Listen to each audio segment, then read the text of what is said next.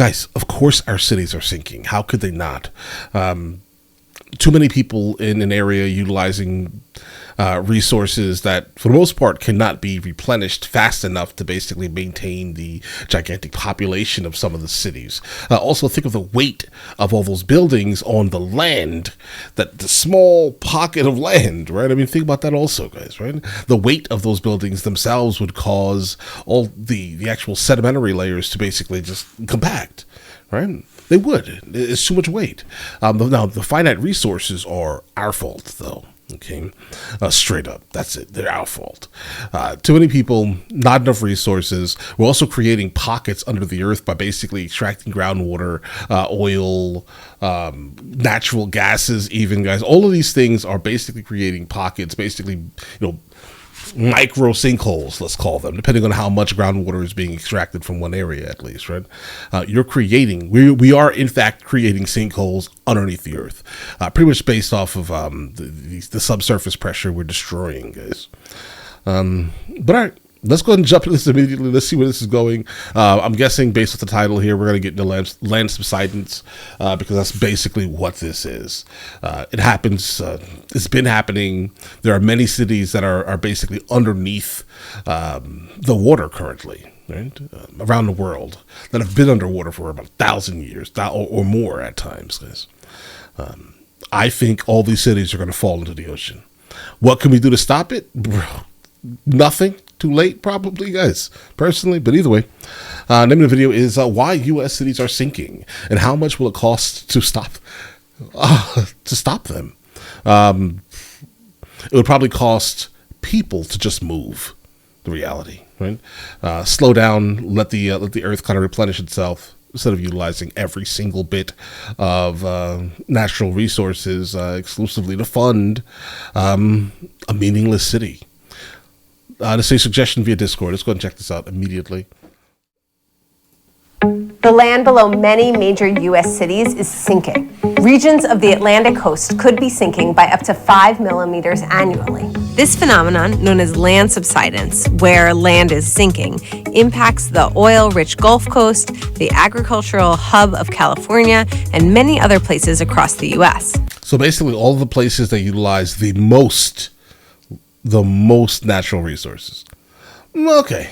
Coastal counties produce $10 trillion in goods and services, employ 54.6 million people, and pay $4 trillion in wages. So about 35% of the U.S. GDP is at risk. Whether it's the oil industry down south or all of our ports, which facilitate so much business and commerce in this region, we have to consider that this is something that's happening in conjunction with other threats. Combine that with sea level rise and the fact that almost 40% of the population resides in coastal counties, the U.S. has an expensive and dangerous problem. From perspective of a person standing on the land, it does not matter. Land goes down or sea level goes up. And in many places, land subsidence rate is orders of magnitude faster than sea level rise. Mm-hmm. The value of the average Californian home experiencing land subsidence has decreased by 6%. The good news is, unlike many that's 6%. It's still leaving the house over $1 million. Climate hazards, this one we can do something about right now. It's not cheap and it's not easy, but we have tools in our toolbox that can implement that and see the results in a short period of time. I'm talking about months to years. Which U.S. cities are sinking the fastest, and what does that mean for the residents and the national economy? A majority of the U.S. cities are affected by certain level of land subsidence. However, some of them experience some of the fastest rates that you can imagine. For example, Port Arthur and New Orleans and Biloxi along the Gulf Coast of the United States. I'm going to go ahead and forecast that this is where most of the oil comes from. All right, so I'm guessing they're trying to basically say, it's oil related. Experience rate as fast as 1 centimeter per year, which is considered to be extremely fast for a city. And along the east coast of the United States, we have Chesapeake Bay, Hampton Road area, but also Charleston. They experience some of the fastest rates. And on the west coast of the United States, some of the cities in California, such as Foster City, experience some of the fastest rate of land subsidence. Okay. This can be problematic for our infrastructure. A lot of the things that we built were built to be on steady ground that doesn't shift. So if you think of something like a rail line, and the rail line's running across ground that's sinking, some of that will sink, some of it will not. So now you might have kind of erosion beneath the track where you didn't have it before. You might have to realign the tracks. You might have to regrade things. You might have to continually add land back where it's sinking. High-speed trains. A tiny land subsidence can be deadly, but for some infrastructures, millimeter to centimeter of the land subsidence probably would be okay. Majority of the infrastructure that are at risk includes airports, but also linear infrastructure such as railways and pipelines. Ports and harbors are significantly affected, and also highways. Land subsidence can also have an impact on home values. It could be that a buyer comes in and sees the obvious cracks and all those things, and they are willing to pay less. But also it could be that there is less jobs because of all the over extraction and less economic activity. Or it could be that your private wells are going dry. Professor Nemati's research on the Central Valley of California found that on average, home values decreased by 8.1% if they were located in a high subsidence area. He said he's confident extrapolating that data across the U.S. Bro, why would you want to live in this? Guys, I'm not trying to be super disrespectful here, but like, why would you want to live this close to people? Right? There's nothing special about these houses or these homes that you're living in here. There's not a single thing special. They're all the same exact thing. Why would you spend $1 million to live like this? That doesn't make any sense, bro. And then get taxed in a crazy manner when you actually try to leave if your house is in fact $1 million or more. Bro, get out of California. There are a few reasons for land subsidence, some due to human activities and others are natural. One of the main reasons why land is sinking is completely out of our control, and it has to do with a rebound from the Ice Age when glaciers were on land. Okay. And as a result of removal of that giant mass, land is rising in Canada, for example. And in the perimeter of that, land is falling, which includes, for example, east coast of the United States. The other natural driver of the land elevation change is tectonic processes. For example, earthquakes can make the land rise, but also in some places to fall. So these two are considered to be natural processes, but we have a lot of processes that are made by human.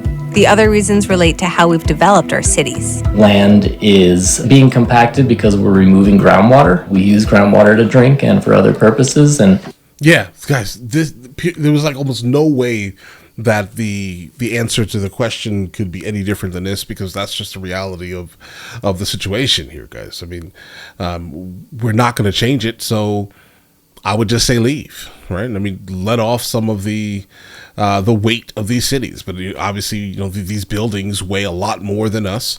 We're just completely overutilizing resources to be funneled into one specific area while completely destroying another area. This is what's happening here, guys.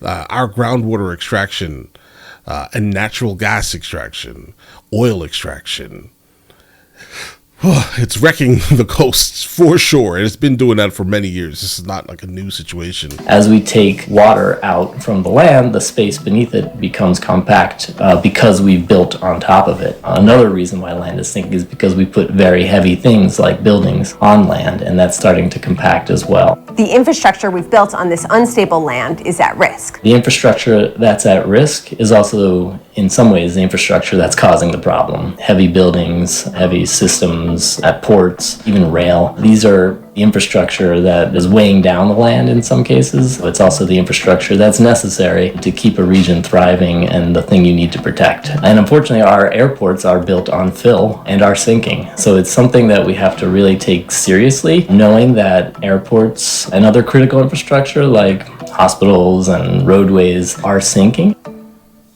Land subsidence can be mitigated fairly rapidly, particularly those components that are related to human activities. Yeah. Every location has a different experience with land subsidence. There are 4 major categories for mitigating land subsidence. All right, let's go. 1, collecting water and putting it back in the aquifer, known as recharging. 2, using less water.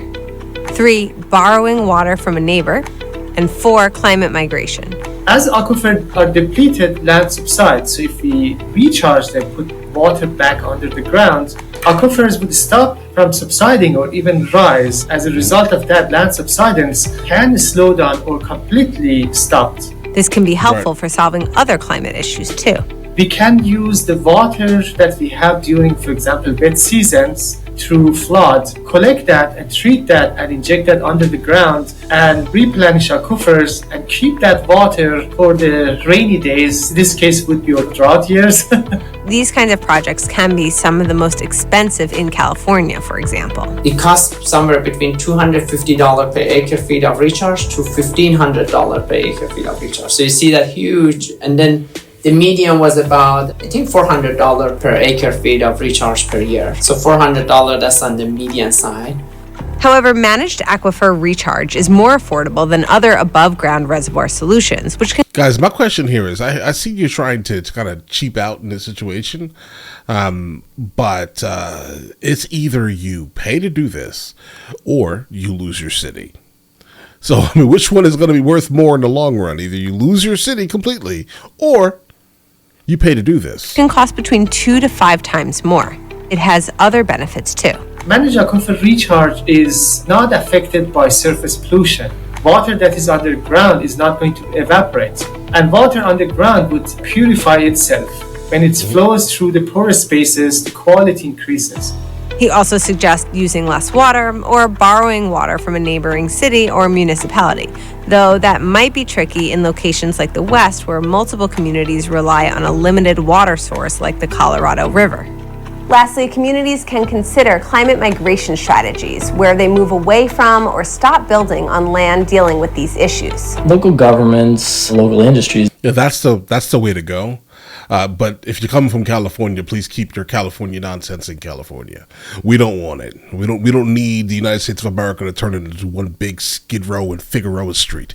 Thank you. Even need to take this threat seriously and understand where the problems are the greatest. I'm glad this research is coming to light. Not like we need another problem, but it is another problem that we face. And the more that we're aware of it, the more we can do something about it. In United States, we have one very successful groundwater management that comes together with land subsidence mitigation. So Orange County, very rapid land subsidence has been observed there, which was tied to the groundwater extraction. So over the past decades, they began deliberately recharging aquifers by using the surplus water that is provided either through rivers or rains or floods. And as early as 2015, land subsidence has been almost mitigated in the region. The bad news is we're sinking. The good news is we have time to do something about it. All right. I mean, yeah, we do have time to do things about it, but it sounds like you're putting the money specifically ahead of actually saving the area. Like, think about all the people who invested their money into a place that the local government is kind of refusing to save.